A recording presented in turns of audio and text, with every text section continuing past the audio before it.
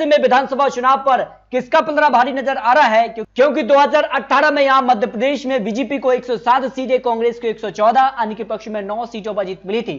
और राजस्थान में यहां 73 सीटें बीजेपी के पक्ष में, कांग्रेस को 100 सीटें, अन्य के पक्ष में 26 सीटें। छत्तीसगढ़ में यहां बीजेपी को 16 सीटें, कांग्रेस को 65 और अन्य के पक्ष में 9 सीटों पर जीत मिली थी। लेकिन इस बार तीनों ही राज्यों में बड़ा उलटफेर होने की संभावना लगाई जा रही है, क्योंकि इस बार मध्य प्रदेश और छत्तीसगढ़, राजस्थान में आम आदमी पार्टी की एंट्री हो चुकी है।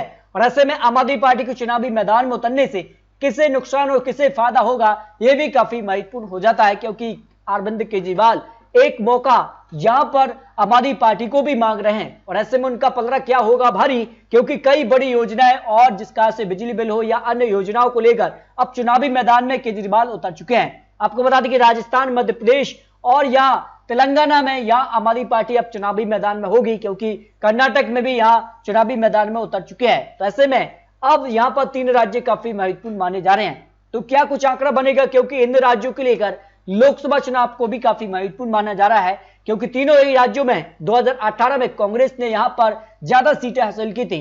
तो अगर बात की जाए वर्तमान में 2 राज्यों में कांग्रेस, 1 राज्य में बीजेपी की सरकार है।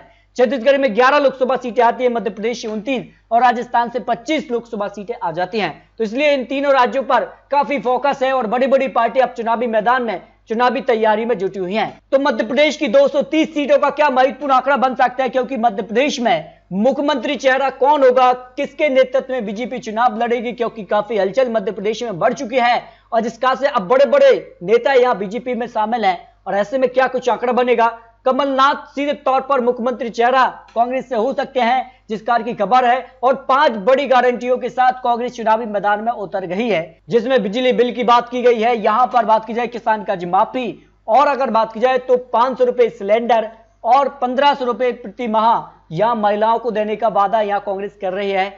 और जिसका से यहां पर अब बीजेपी भी बड़े बड़े वादे करते नजर आ रही है, जिसमें लाडली बहना योजना एक बड़ी योजना है। इसमें यहां पर पात्र महिलाओं को 1000 रुपए महीना मिलने शुरू हो चुके हैं। तो इस योजना का महिलाओं को लाभ मिल रहा है, लेकिन कांग्रेस ने भी यहां पर 1500 रुपए देने का वादा यहां पर किया है। तो ऐसे में कहीं ना कहीं यहां पर कांग्रेस अब चुनावी मैदान में उठ चुकी है और किसान कर्ज माफी को लेकर भी अब कांग्रेस यहां पर जो है 5 गारंटी में रख रही है। तो ऐसे में क्या कुछ आंकड़ा बनेगा, ये माना जा रहा है कि अंदरूनी तौर पर खबर है कि कई ऐसे बड़े यहां पर नेता है जो बीजेपी छोड़ कांग्रेस में जा सकते हैं।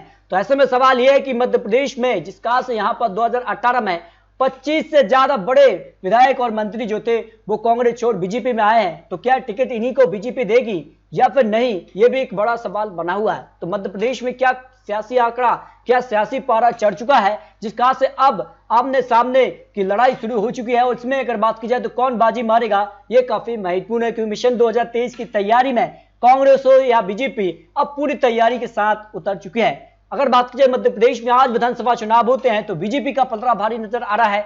बीजेपी करीब 100 से 130 सीटों तक पहुंच सकती है, वही कांग्रेस यहां 100 से 110 सीटों के आसपास दिखाई दे रही है। बात की जाए तो 7 सीटों पर जीत मिल सकती है। इस तरह से अगर बात की जाए मध्य प्रदेश में यहां पर आज विधानसभा चुनाव होते हैं तो फिर बीजेपी यहां आगे दिखाई दे रही है, लेकिन जिसका से आप कांग्रेस ने 5 गारंटी योजना जो रखी हैं उसके बाद आंकड़ा पूरी तरह से बदलता नजर आ रहा है। उस हिसाब से मध्य प्रदेश में बीजेपी कांग्रेस में कड़ी टक्कर देखने को मिल सकती है, लेकिन कौन यहां पर क्या कुछ आंकड़ा होगा, किसे बहुमत का आंकड़ा मिलेगा, यह काफी महत्वपूर्ण हो जाता है। आपको बता दें कि छत्तीसगढ़ को लेकर भी 90 सीटों का ओपिनियन पोल सामने आ चुका है, क्योंकि छत्तीसगढ़ में भी इसी साल विधानसभा चुनाव होने हैं और छत्तीसगढ़ में भी आम आदमी पार्टी यह दावा करी कि छत्तीसगढ़ में भी वो चुनाव लड़ने जा रहे हैं। तो ऐसे में छत्तीसगढ़ को लेकर क्या कुछ आंकड़ा बन सकता है। छत्तीसगढ़ में अगर बात की जाए तो यहां पर जिस कार का माहौल बना है, जिसका से कांग्रेस ने दावा किया है कि एक बार फिर से छत्तीसगढ़ में कांग्रेस की पूर्ण बहुमत से सरकार बनने जा रही है, लेकिन बीजेपी ने दावा किया है कि इस बार छत्तीसगढ़ में वो वापसी करेंगे।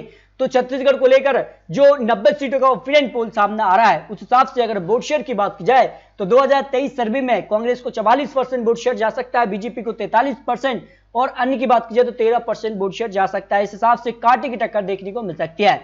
वही सीटों की बात की जाए तो कांग्रेस को यहां 47 से 52 सीटें मिल सकती है, बीजेपी 34 से 39 सीट, अन्य की बात की जाए तो 1 से 5 सीट में जा सकती है।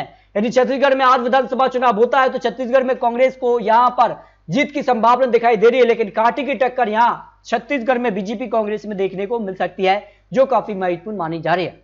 अगर बात की जाए राजस्थान को लेकर तो राजस्थान में भी हर 5 साल में सत्ता बदलती है, जिसका से अब राजस्थान में अशोक गहलोत और सचिन पायलट को लेकर आपसी जो तनाव है वो बढ़ता ही जा रहा है। ये माना जा रहा है कि बीजेपी यहां पर वसुंधरा राजे के नेतृत्व में चुनाव लड़ने जा रही है और ऐसे में जिसका से अब कांग्रेस में फूट है उसका नुकसान उनको पंजाब में भी देखने को मिला था और हर साल में यहां सत्ता बदलती, इस हिसाब से बीजेपी का पलड़ा भारी हो सकता है। 2023 की तैयारी में कौन किस पर भारी है, क्योंकि काफी महत्वपूर्ण राजस्थान होता है और ऐसे में राजस्थान के लिए क्या कुछ आंकड़ा बनेगा, क्योंकि अशोक गहलोत ने 500 रुपए सिलेंडर की बात की है, उसके बाद मोबाइल देने की भी बात की जा रही है। तो ऐसे में यहां पर अन्य योजना जो फ्री की योजना है उनका कितना फायदा जनता को मिलेगा, उस हिसाब से कौन किस पर भारी होगा, ये राजस्थान को लेकर काफी महत्वपूर्ण हो जाता है। तो अगला मुख्यमंत्री राजस्थान में कौन बन सकता है, कौन के नेतृत्व में चुनाव कौन लड़ेगा, यह भी काफी महत्वपूर्ण माना जा रहा है। फिलहाल अगर आज चुनाव होते हैं तो मध्य प्रदेश में बीजेपी करीब 110 सीटों के आसपास दिखाई दे रही है, कांग्रेस 70 से 80 सीटों के आसपास, आरएलपी यहां पर 14 सीट की बात की जाए तो 6 सीटों पर जीत की संभावना दिखाई दे रही है। इस हिसाब से अगर बात की जाए राजस्थान में